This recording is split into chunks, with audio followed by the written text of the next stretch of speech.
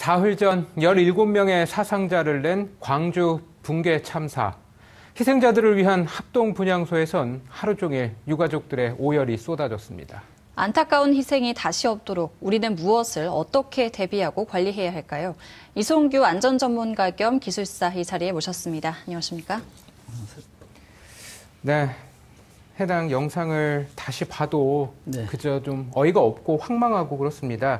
이 영상에 보니까 건물이 순식간에 한꺼번에 이게 호락 무너지던데 이게 어떻게 이렇게 무너질까요? 건물은 나무와 달라서 나무는 뭐 바람이 불거나 외력이 작용하면 구부러지는데 건물, 특히 시멘트 같은 경우는 구부러짐이 없이 어떤 힘의 한도가 넘어가면 순식간에 무너지는 사고이기 때문에 이런 상황이 가능하다고 보여집니다.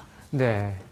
이게 한간에서는 이제 그 철거 업체가 작업 속도를 높이려고 이 저층을 해체해서 건물을 의도적으로 한꺼번에 무너뜨리려 했다. 뭐 이런 의혹도 나왔는데 이게 가능성이 있는 추정이라고 보십니까? 원래 이제 철거를 할 때 5층이면 포크레인이 5층까지 올라가거든요. 그렇죠. 올라가면서 5층을 철거하고 조심스럽게 4층 내려오고 3층 철거하고 이런 식으로 내려오는데 철거를 높이기 위해서는 보통 이거는 이제 변칙이고 약간 위법성이 있거든요. 3층을 중간을 내려서 수직으로 내리는 경우도 가끔 발생합니다. 그러나 만약에 이제 이런 같은 경우에 1층에서 그렇다면 굉장히 위험한 상황이고요. 만약에 1층에 있는 기둥이나 이런 그 지지대가 있지 않습니까? 건물 중에서 이게 이제 어떤 힘이 가해졌습니다. 그러나 원인은 무엇인지 모르겠지만 그 위법성으로 그럴 가능성도 배제할 수는 없습니다. 네, 이게 그 공사를 진행 중에 좀 뭐 위험성이 좀 있으니까 이 버스 정류장을 그 공사 기간에만 좀 다른 곳으로 옮긴다든지 좀 이랬다면 어떨지 좀 궁금한데 혹시 안전 의무 규정에 그런 관련 내용은 없는가요? 그렇습니다. 지금 철거를 하려고 할 때는 그 철거 계획서를 지자체 승인을 받게 돼 있습니다. 그러면 그 철거 계획서에 철거 순서라든지 또 저기 버스 정류장 있는 경우 정류장을 이동할 수 있도록 되어 있습니다. 그러나 이 철거 계획서에 아마 포함이 되지 않았다라고 이제 보여집니다. 포함하지 않았다는 이야기는 거기 설계하는 사람들이 위험하지 않다라고 봤기 때문에 이전하지 않았나라는 아쉬움이 있는데요. 이런 것들이 지켜졌더라면 사상자는 크게 줄었다라고 생각됩니다. 네, 이 현장 관계자들의 진술 내용을 좀 보면 며칠 전부터 이제 특이한 소리가 났다. 이런 그 내용들이 있어요. 그 삼풍백화점 붕괴 사고 기억하시는 분도 있을 텐데 그 당시에도 뭐 붕괴 며칠 전에 이상한 소리가 난다든지 뭐 균열이 간다든지 이런 전조 증상이 있었단 말이죠.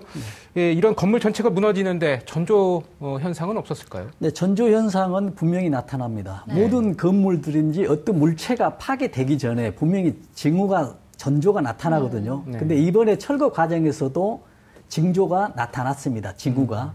그러나 이 굉음 소리가 났다고 하는데 이 굉음 소리가 철거하는 과정에서 나타나는 큰 소리인지 분간할 수 없었기 때문에 그렇지 전조 현상은 분명히 나타났습니다.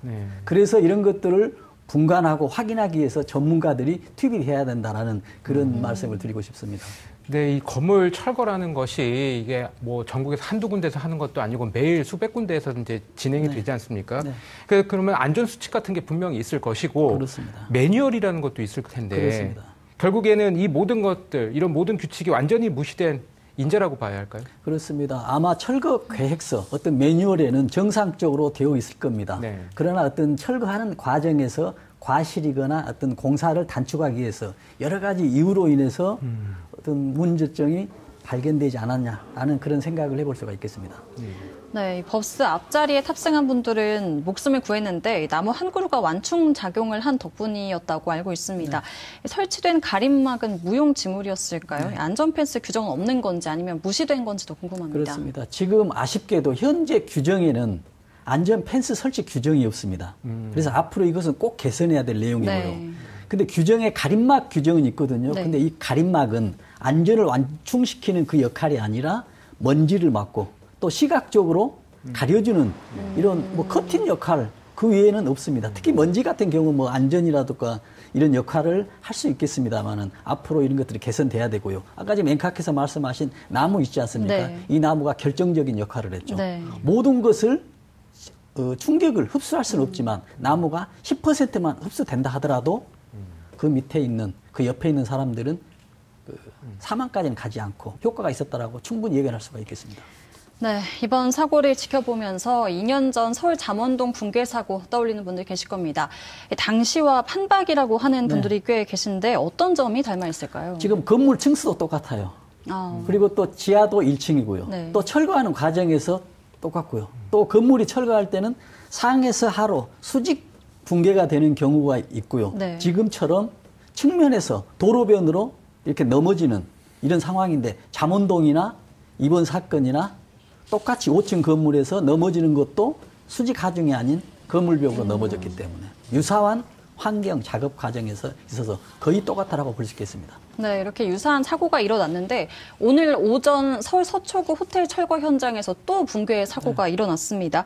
철거공사 원청 하도급 문제도 지적이 되던데 근본적인 해결책이 뭐라고 보십니까? 지금 우리나라의 그 근본적인 건설업의 문제점을 있는데 저는 어떻게 표현했냐면 다단계 하도급이라고 합니다. 다단계 하도급이면 지금 100이라는 그 금액으로 수주를 받으면 1차 하도급을 또 가지 않습니까? 가면은 한 80%, 80의 금액이 갑니다. 그러면 또 3차에 가면 또 한 60, 4차. 절반, 최초 금액의 절반 이상의 비용으로 건설을 하게 되는 경우도 있거든요. 그렇다면 비용만이 문제가 되는 게 아니고 거기 최종 작업하는 사람들의 엔지니어들의 기술자들의 품질도 굉장히 낮다고 봐야 되겠죠. 네. 그렇기 때문에 철거하는 과정에서 하도급이 굉장히 연결이 되고요. 그렇기 때문에 사고 원인이 충분히 발생할 수 있다. 나타날 수 있다라고 예견할 수가 있겠습니다.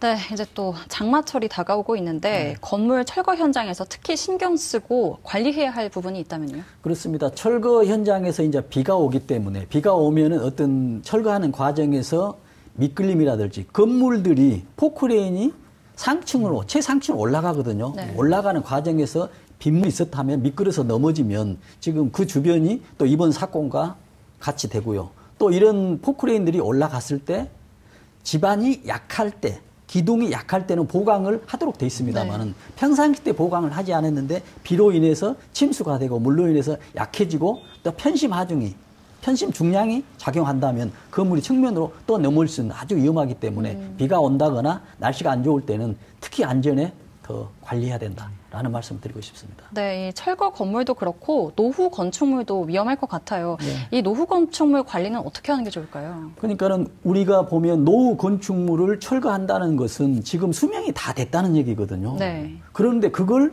상부에 올라가면서 철거를 하고 있어요. 그래서 올라가는 과정에서도 노후 건물이기 때문에 굉장히 위험합니다. 그래서 노후 건물을 지탱할 수 있는 기둥을 어떤 철골 골재를 보조로 추가하면서 순서대로 철거를 해야 되는데 어떤 비용 문제라든지 여러 가지 문제로 지금 기피하고 있는 상황이기 때문에 이런 사고는 또 연이어서 나타날 수 있는 충분한 요건이 돼서 굉장히 위험합니다. 네. 붕괴 사고 원인을 이제 밝히기 위한 조사가 본격화됐습니다. 조사 과정에서 어떤 부분을 좀 더 들여봐야 할지 전문가 입장에서 보신다면요. 지금 제일 보면 철거 계획서가 어떻게 진행됐는지요. 그 계획서가 자체가 잘못될 수도 있고요. 아니면 잘 됐는데도 불구하고 계획서대로 진행이 안 되었는지 이런 것들을 어떤 서류상으로 확인할 필요가 있다고 생각합니다.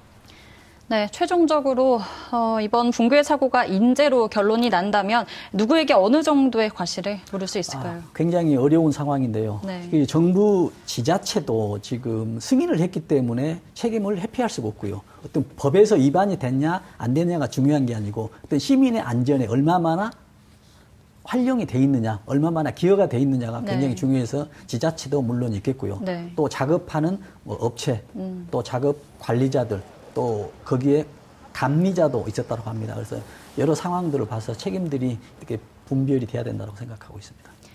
네, 허술한 안전관리에 안전 불감증까지 더해져 더 큰 인명피해가 생긴 것 같은데요. 더 이상 되풀이되는 일이 없도록 해야겠습니다. 지금까지 이송규 안전전문가 겸 기술사와 이야기 나눠봤습니다. 오늘 말씀 고맙습니다.